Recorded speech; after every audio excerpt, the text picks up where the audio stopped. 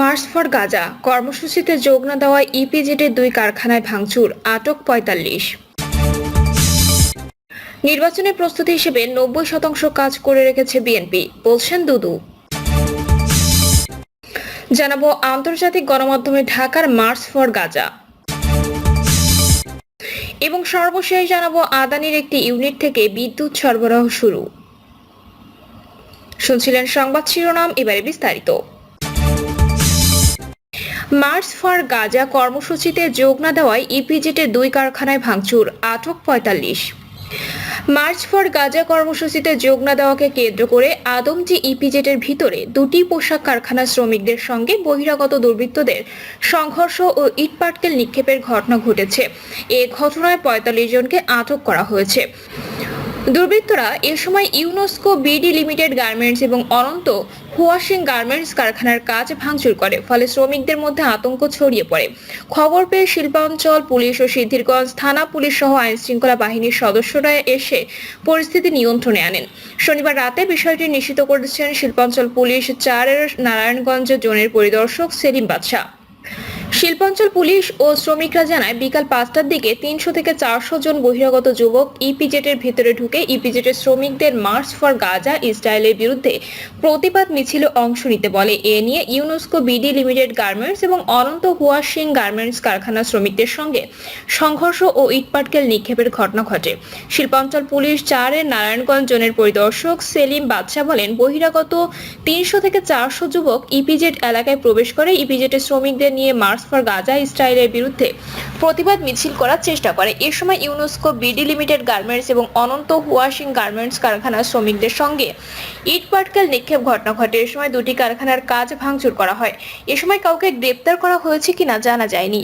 গ্রেপ্তার এবং ঘটনার ব্যাপারে জানতে সিদ্ধিরগঞ্জ থানার ওসি মোহাম্মদ শাহিনুর আলমকে এ প্রতিবেদক সহ স্থানীয় সাংবাদিকরা একাধিকবার ফোন করলেও তিনি কারো ফোন রিসিভ করেননি।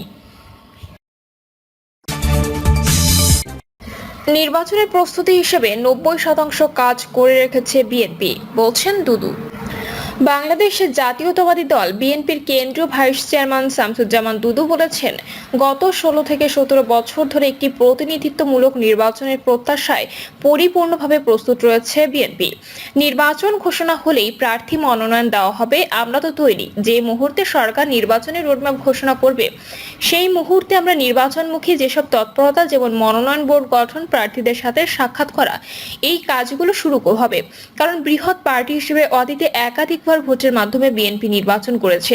আগামী দিনেও ভোটের মধ্য দিয়ে বিএনপি রাষ্ট্র ক্ষমতায় যাবে। এই প্রত্যাশায় নির্বাচনের প্রস্তুতি হিসেবে যেই কাজগুলো করা প্রয়োজন সেই কাজগুলো বিএনপি 80 থেকে 90% করে রেখেছে। প্রায় 10 ভাগ কাজ বাকি রয়েছে, সেই কাজগুলো আমরা করে ফেলতে পারবো।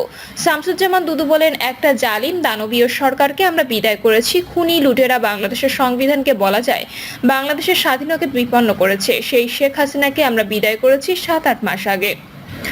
এর আগে 15 থেকে 16 বছর বিএনপি সহ অন্যান্য রাজনৈতিক দল আন্দোলন করেছে। আন্দোলন করতে গিয়ে অসংখ্য শহীদ হয়েছেন। বিএনপি নেতা ইলিয়াস আলী সহ অনেকে গুম হয়েছেন, খুন হয়েছেন। আমাদের নেত্রী 6টি বছর জেলে ছিলেন। আমাদের তারেক রহমান 15 থেকে 16 বছর নির্বাসনে কাটাচ্ছেন।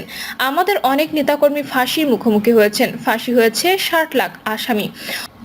অনেকে দিনের পর দিন জেল খেটেছে। গণতন্ত্রের প্রত্যাশায় তারা জেল খেটেছে। তিনি বলেন, লড়াই শেষ হয়নি। যতদিন মানুষের ভোটের অধিকার ফিরিয়ে দিতে না পারবো ততদিন আমাদেরকে রাজপথে থাকার জন্য চেষ্টা করতে হবে, রাজপথে মীমাংসা করতে হবে। সেই ভোটাধিকার এখন আমরা পাইনি। ডক্টর ইউনূস সাহেব কথা দিয়েছেন ডিসেম্বরের মধ্যে বা তারপরে 2-1 মাসের মধ্যে তিনি একটি গ্রহণযোগ্য স্বচ্ছ নির্বাচন দেবেন। আমরা সে কথাটা বিশ্বাস করতে চাই এবং সেই সরকারের কাছে নির্বাচনের রোডম্যাপ প্রত্যাশা করি। যত তাড়াতাড়ি সম্ভব এই রোডম্যাপ পূরণের মধ্য দিয়ে আমরা আগামী দিনে একটি গ্রহণযোগ্য নির্বাচনের মধ্য দিয়ে জনপ্রতিনিধিত্বমূলক একটি সরকার প্রতিষ্ঠা করতে না পারবো ততদিন পর্যন্ত সংকট কাটবে না। সংকট কাটানোর জন্য নির্বাচিত ব্যক্তিত্ব দরকার। আমরা বলেছি, এই নির্বাচনের মধ্য দিয়ে মানুষ তার পছন্দের প্রার্থীকে ভোট দিতে চায়, সে তার পছন্দের সরকার প্রতিষ্ঠা করতে চায়। এ ব্যাপারে আমরা সরকারকে সহযোগিতা করতে চাই। দেশের আইন শৃঙ্খলা পরিস্থিতি আমরা আরো উন্নত করতে চাই। আমরা 31 দফার মধ্যে বাংলাদেশকে একটি রোড মডেল রাষ্ট্র বানাতে চাই। সেজন্য আমাদের আন্দোলন চলছে। আগামী দিনে গণতন্ত্র প্রতিষ্ঠা হওয়ার আগ পর্যন্ত আন্দোলন চলবে। ভাইস চেয়ারম্যান শামসুজ্জামান দুদু বলেন, কৃষক, শ্রমিক, মেহনতি মানুষকে আমরা একটি নিশ্চিত জীবন দিতে চাই। লক্ষ কোটি শিক্ষিত বেকার তাদের সুযোগ সৃষ্টি করতে চায়। বিএনপি আগামী দিনে যদি রাষ্ট্র ক্ষমতায় যায় 1 থেকে 1.5 বছরের মধ্যে কোটি মানুষের কাজের সংস্থান বিএনপি করতে চায়। এটা আমাদের মূল লক্ষ্য। আন্তর্জাতিক গণমাধ্যমে ঢাকার মার্চ ফর গাজা। ফিলিস্তিনের অবরুদ্ধ গাজা উপত্যকায় দখলদার ইসরায়েলি বাহিনীর বর্বরোচিত গণহত্যার প্রতিবাদে বাংলাদেশের রাজধানী ঢাকায় অনুষ্ঠিত মার্চ ফর গাজা কর্মসূচির খবর দেশের পাশাপাশি আন্তর্জাতিক গণমাধ্যমে উঠে এসেছে। এসব প্রতিবেদনে বিক্ষোভ কর্মসূচির বিভিন্ন দিক গুরুত্বের সঙ্গে তুলে ধরা হয়েছে। গাজায় প্রায় 1.5 বছর ধরে চলমান ইসরায়েলি আগ্রাসনের প্রতিবাদে বিশ্বের দেশে দেশে বিক্ষোভ প্রতিবাদ অব্যাহত রয়েছে। ফিলিস্তিনিদের প্রতি সংহতি জানিয়ে রাজপথে নামছেন ইয়েমেন, পাকিস্তান, লিবিয়ার বাসিন্দারা। শনিবার বাংলাদেশের রাজধানী শহর ঢাকায় বিশাল বিক্ষোভের আয়োজন করা হয়। এতে সব ধর্ম বর্ণের হাজার হাজার মানুষ অংশ নেন। ঢাকার এই মার্চ ফর গাজা কর্মসূচি নিয়ে দেশের গণমাধ্যমের পাশাপাশি প্রভাবশালী মার্কিন সংবাদ সংস্থা Associated Press, Washington Post, the Independent ও আরব নিউজের মতো বেশ কিছু বিদেশি সংবাদ মাধ্যম। বার্তা সংস্থা এপির বাংলাদেশের রাজধানীতে ইসরায়েল বিরোধী বিক্ষোভে প্রায় 1 লাখ মানুষ শীর্ষক প্রতিবেদনে বলা হয়েছে, গাজায় ইসরায়েলের হামলা নিন্দা জানাতে বাংলাদেশের রাজধানীতে বিক্ষোভ র্যালি করেছে হাজার হাজার বিক্ষোভকারী। প্রতিবেদনে আরো বলা হয়, ঢাকা বিশ্ববিদ্যালয় এলাকায় সোহরাওয়ার্দী উদ্যানে প্রায় 1 লাখ বিক্ষোভকারী জড়ো হয়। শত শত ফিলিস্তিনি পতাকা নিয়ে তারা ফ্রি ফ্রি ফিলিস্তিন স্লোগান দেন। প্রতিবেদনে আরো বলা হয়, বিক্ষোভকারীদের অনেকে প্রধানমন্ত্রী বেনিয়ামিন নেতানিয়াহুর পাশাপাশি ইসরায়েলকে সহায়তার অভিযোগে মার্কিন প্রেসিডেন্ট ডোনাল্ড ট্রাম্প ও ভারতের প্রধানমন্ত্রী নরেন্দ্র মোদীর ছবিতে আঘাত করে। আরব নিউজের খবরে দাবি করা হয়, ঢাকা সমাবেশে অংশ নিয়েছিলেন 10 লাখের বেশি মানুষ। এটাকে বাংলাদেশের সাম্প্রতিক ইতিহাসে ফিলিস্তিনের পক্ষে সবচেয়ে বড় সংহতি সমাবেশ হিসেবে বর্ণনা করা হয়েছে। ব্রিটিশ সংবাদ মাধ্যম দ্য ইন্ডিপেন্ডেন্ট বলেছে, সমাবেশে প্রায় 1 লাখ মানুষ অংশ নিয়েছেন। এতে বিএনপি সহ ইসলামপন্থী দলগুলোর সমর্থনের কথা উঠে এসেছে প্রতিবেদনে।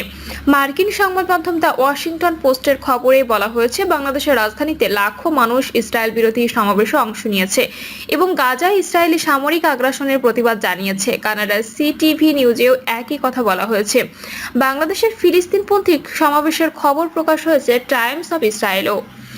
কাতার ভিত্তিক গণমাধ্যম আল জাজিরায় ঢাকার মার্চ ফর গাজা 3টি ছবি শেয়ার করা হয়েছে। ক্যাপশনে লেখা হয়েছে, ফিলিস্তিনপন্থী লাখো জনতা বাংলাদেশে বিক্ষোভেও অংশ নিয়েছে। এতে আরো বলা হয়েছে, বিক্ষোভকারী সোহরাওয়ার্দী উদ্যানের র্যালিতে ফিলিস্তিনের পতাকা হাতে নানা স্লোগান দিয়েছেন। গাজায় চলমান গণহত্যা নিন্দা ও ফিলিস্তিনবাসীর প্রতি সহমর্মিতা জানিয়েছেন তারা।